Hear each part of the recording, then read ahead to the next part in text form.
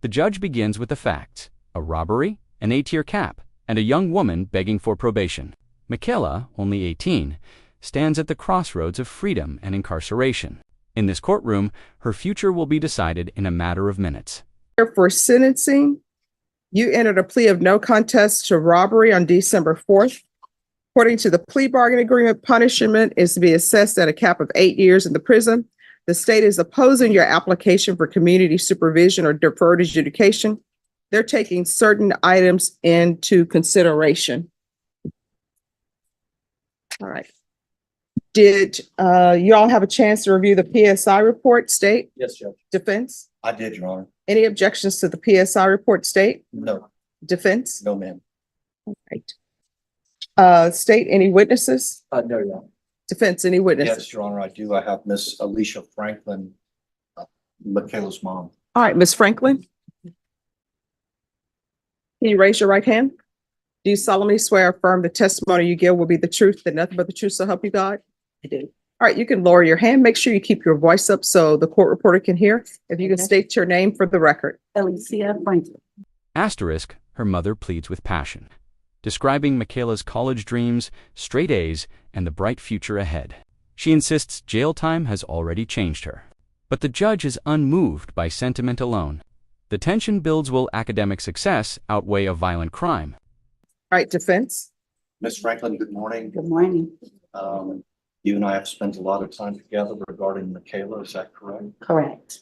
And you are aware that Michaela has accepted responsibility for a robbery here in Brick County. Correct. And today is the day that the judge can either send her to prison or entertain her application for probation or deferred adjudication. Correct. Ms. Franklin, let me just ask you, how old is Michaela? As of now, she is 18. When the case started, she was 17. And when did she turn 18? November 3rd. And where is she a student at? At- She made future plans, applied to any universities, or done anything at this point in her senior year? Yes, she was accepted to UTSA, and we're pending. Excuse me. Please whisper. Say it again, ma'am. She was accepted to UTSA, and we're pending the application for Clark Atlanta University. Very good. And how is she doing in school? She's doing good. She's on my honor roll. Right now she has all A's and perfect attendance since she's been out. And did Michaela request a letter from one of her school counselors to offer to the court today? She did. John, I tendered this to the state for their review. At some point, you'd like me to look at that, Judge. All right, any objections to the court reviewing this? All right, you may continue. Ms. Franklin, with regard to that letter, is it a positive review of? Yes, Michaela's right now, since her release, she's at the best she's ever been. She's focused, she's serious about furthering her future for college, and she's on the right path. I'd like to take you back to, I guess, the time around this offense. And before I do that, I want to ask you, are you a single mom? I am. Does Michaela have a father in her life who's active or? He's not active, not consistently. And does she have any siblings? She does. She has a brother and a sister from her father.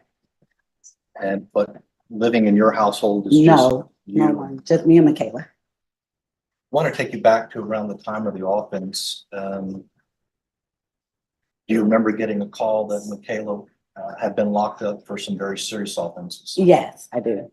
And can you tell the court what your response was?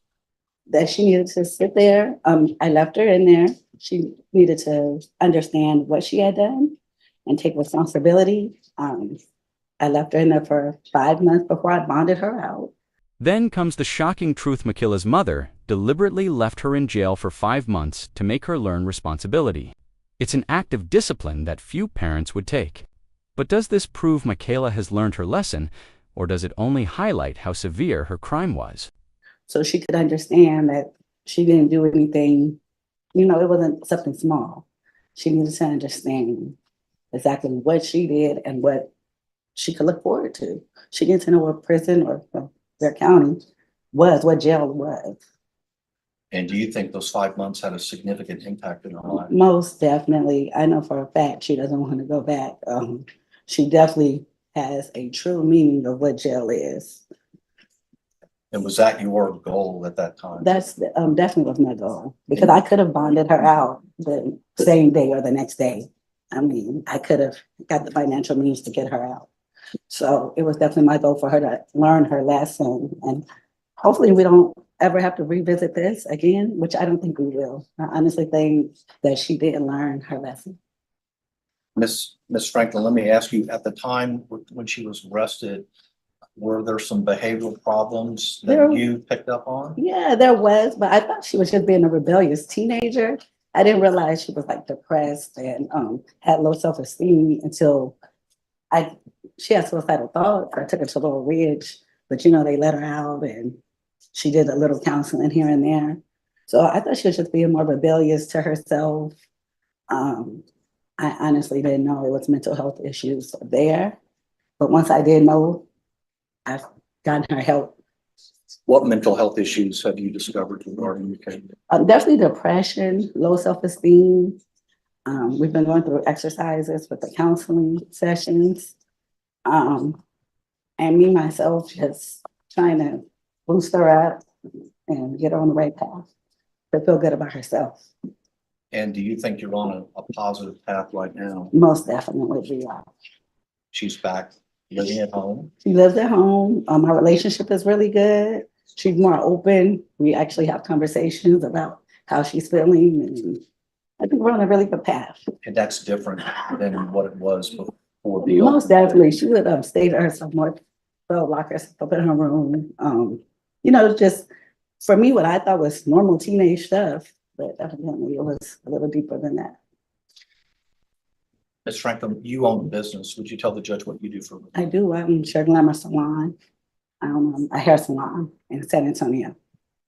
And have you and Michaela talked about her interest in working in the salon? Yes, but actually before this, she did. She was my assistant, and to be honest, I need her back as an assistant. But she wants to be a barber, and to get her through college, it'll be something for her to fall back on. And I can. I'm also an instructor, so she can get some of her hours through me. You mentioned that she's been accepted to UTSA. Yes, she's been accepted to UTSA, but she's also, we're pending the application for Clark Atlanta, which she preferably would want to go. And what would be her interest in studying in college? Business marketing. So you left her in jail for 5 months, and now she's been on pre-trial release as a condition of her bond. Correct. I know we had one GPS circumstance that we had to take up with the court, but Yes. Other than that issue that was straightened out here in the courtroom, do you think she's been compliant with all the rules? Yes, she's been compliant, and I also make sure she's compliant. I mean, we get home on time, way before time. We don't take no shortcuts. So yeah, she's definitely compliant. I know that today we had the opportunity, the three of us, you, me, and Michaela, to go through the pre-sentence report. You can see there are some pretty raw feelings on the part of the prosecutor hits with brutal precision. A mother and child trapped, traumatized forever. The crime wasn't minor, it was terrifying. The victims demand prison, and the state agrees. The judge listens intently, the courtroom frozen as the weight of justice grows heavier. The list of complaining. Yes. Can you tell me if you think, even before today, do you think Michaela recognizes just how serious this offense was, and the fear that people were placed in, and the after effects of that fear? Yes, she definitely recognizes that. She's definitely voiced how remorseful she is for this. I know for Christmas we did, she wasn't able to actually go to the battered women's shelter, but she did produce a toy drive. So where she marketed it, and we received a lot of toys, I think over 500, and took it back to the battered women's shelter.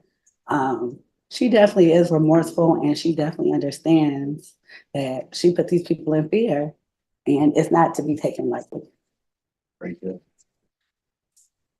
Could you address very quickly whether you think your daughter would be a good candidate for probation or deferred adjudication in this court? I think she would be a great candidate. I think, matter of fact, I know she has a bright future.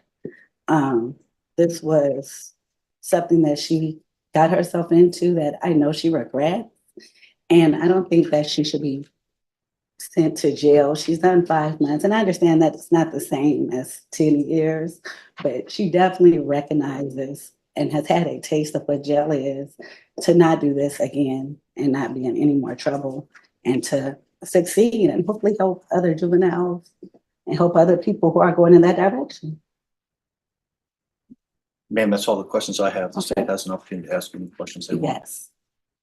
Any questions? Were you aware that this offense occurred on February 8th of 2023? Once I got a call from the Michaela when she was already in custody. So you knew the date.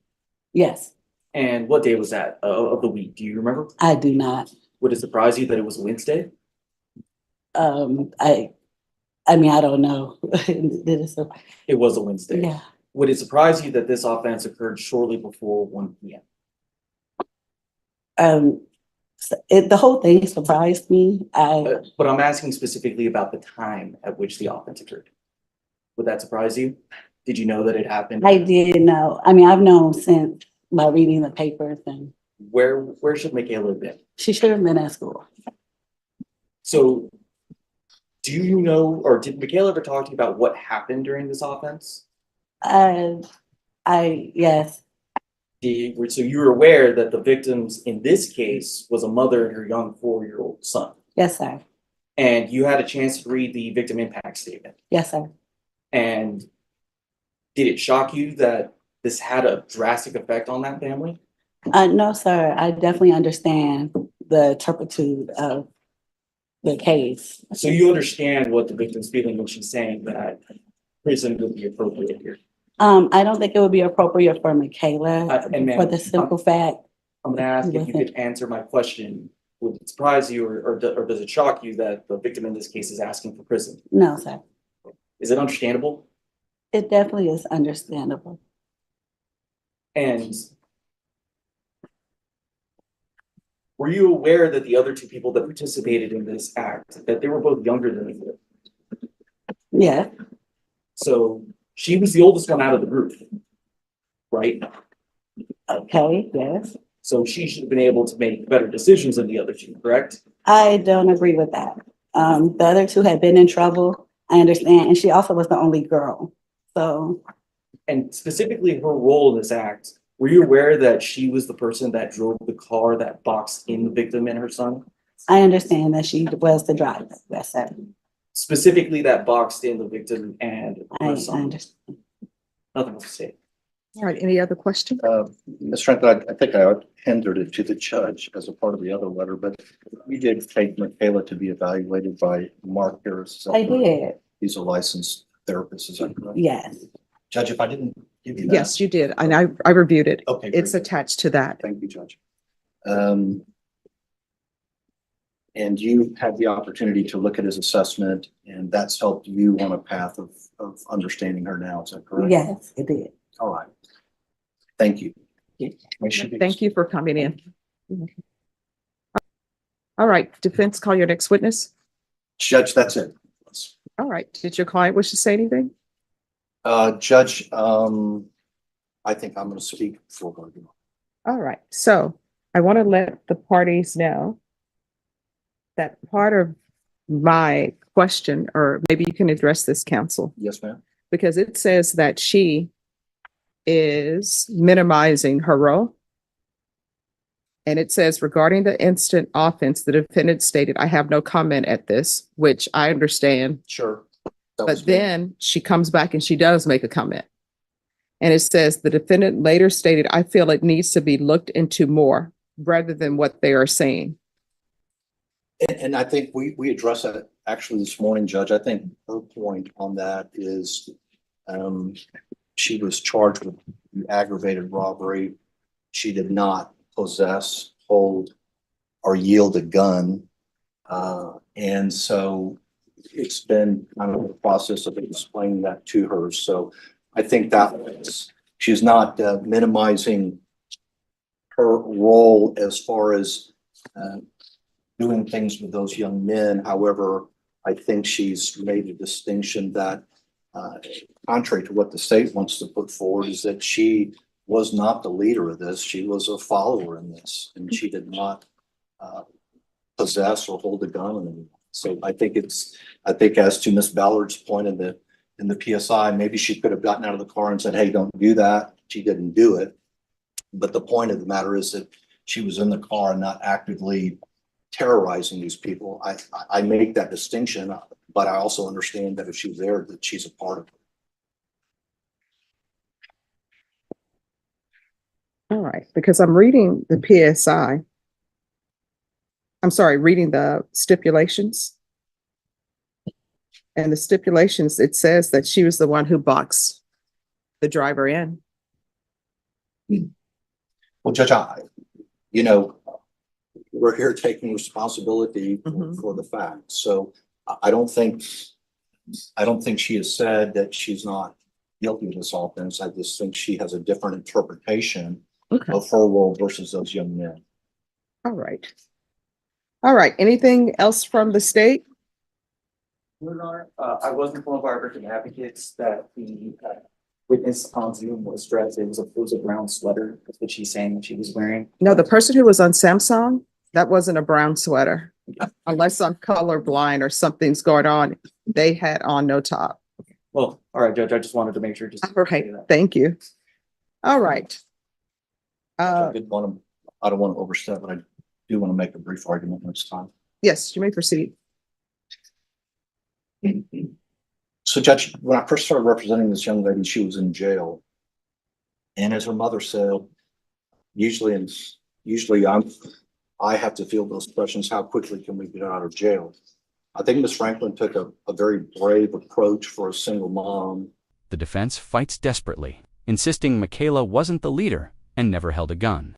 They point to her remorse, counseling, and volunteer work. But the judge's eyes tell the story facts matter more than excuses, and excuses won't erase fear. And that is that I want her to sit there. These are serious charges. I want her to get a taste of incarceration. I want her to understand that you have to be penalized or punished for the things that you do. So 5 months passed by. And so I think that the value in that here in the courtroom today is that she has a taste of incarceration. And I think she's come out of jail, Judge, and the letter from really doing well in school.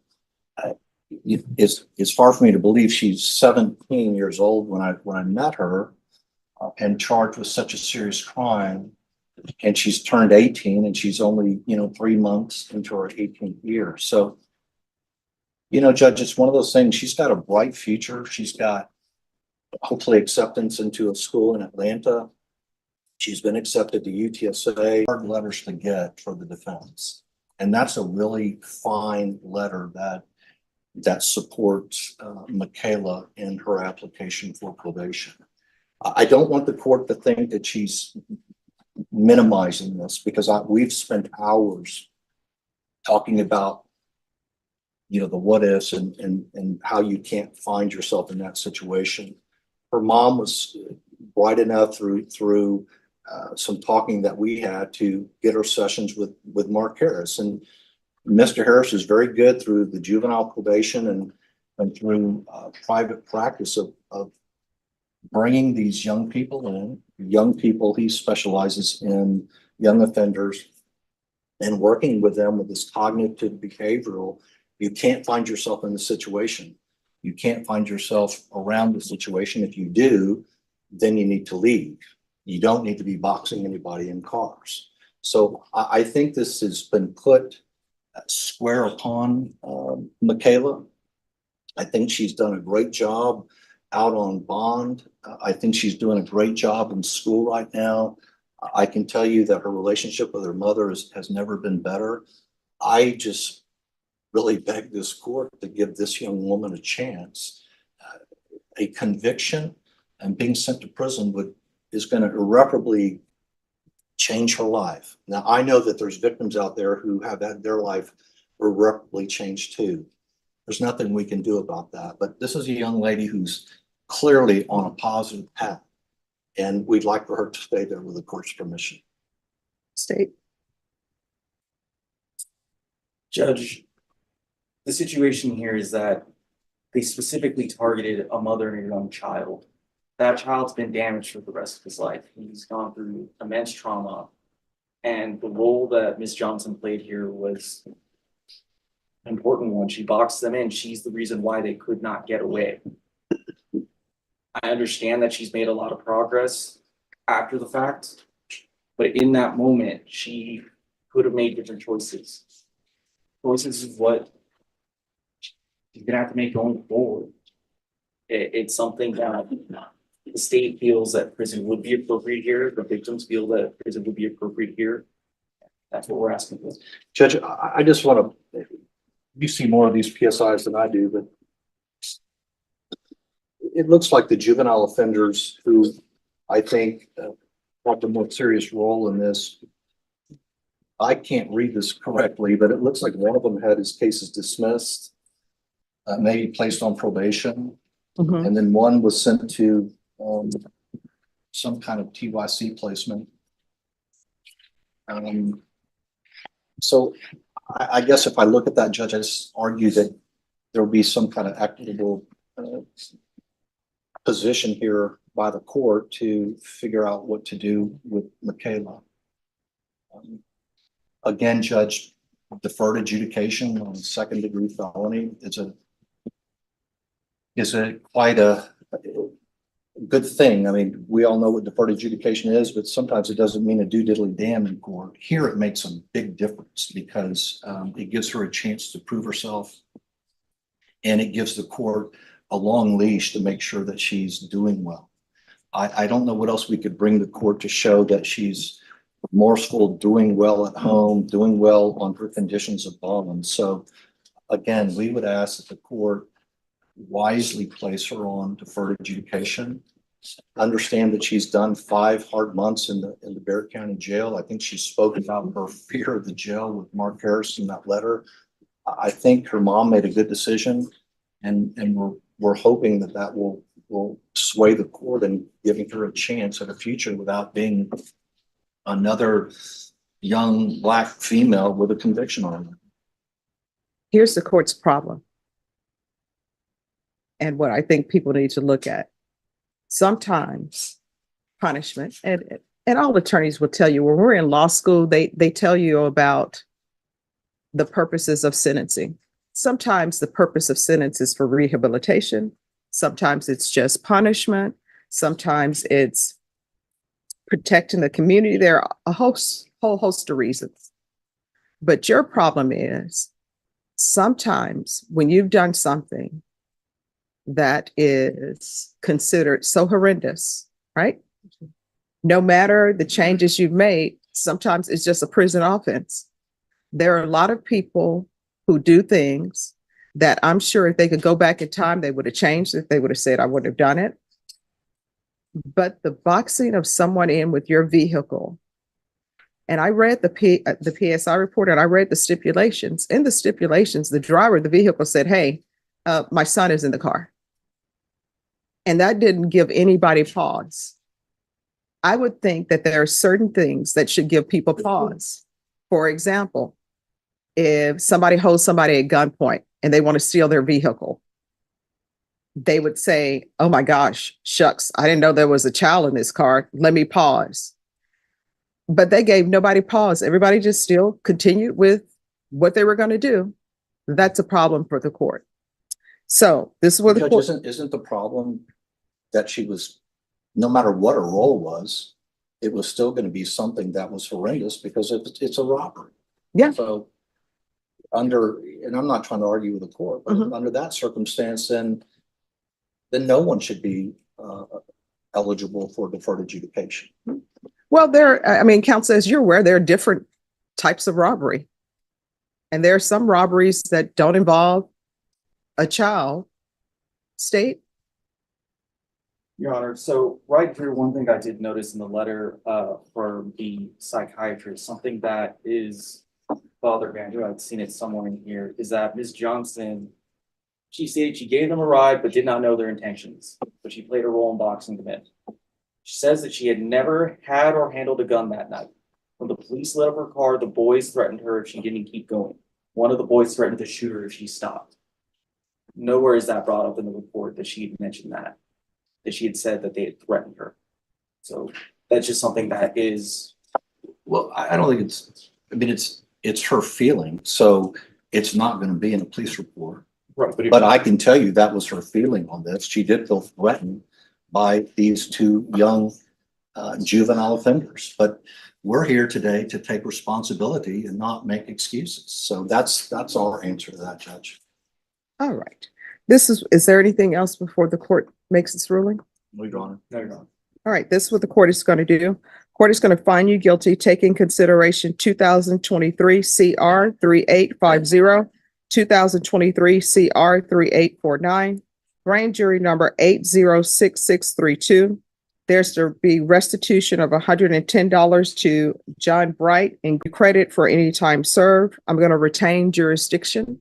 Your attorney will tell you what that means, and I'm going to sentence you to 6 years in the prison. Did you review what it's entitled trial court certification with your attorney? Did you understand it and did you sign it? Because this is a plea bargain agreement, because I followed your plea bargain agreement, because you waive your right to appeal, you do not have the court's permission to appeal. Because this is a felony conviction, you're not allowed to own or possess any weapons or ammunition. If you have a question over what a weapon or ammunition is, you'll need to speak to your attorney. And Mr. Hancock, you can explain to her what that means. I will, Judge. All right. The gavel strikes 6 years in prison, probation denied. The judge delivers a chilling reminder that redemption cannot erase accountability. Michaela's path to freedom is gone, replaced by years behind bars. If you found this case as shocking as we did, make sure to hit that like button, share your thoughts in the comments, and don't forget to subscribe for more jaw-dropping courtroom breakdowns.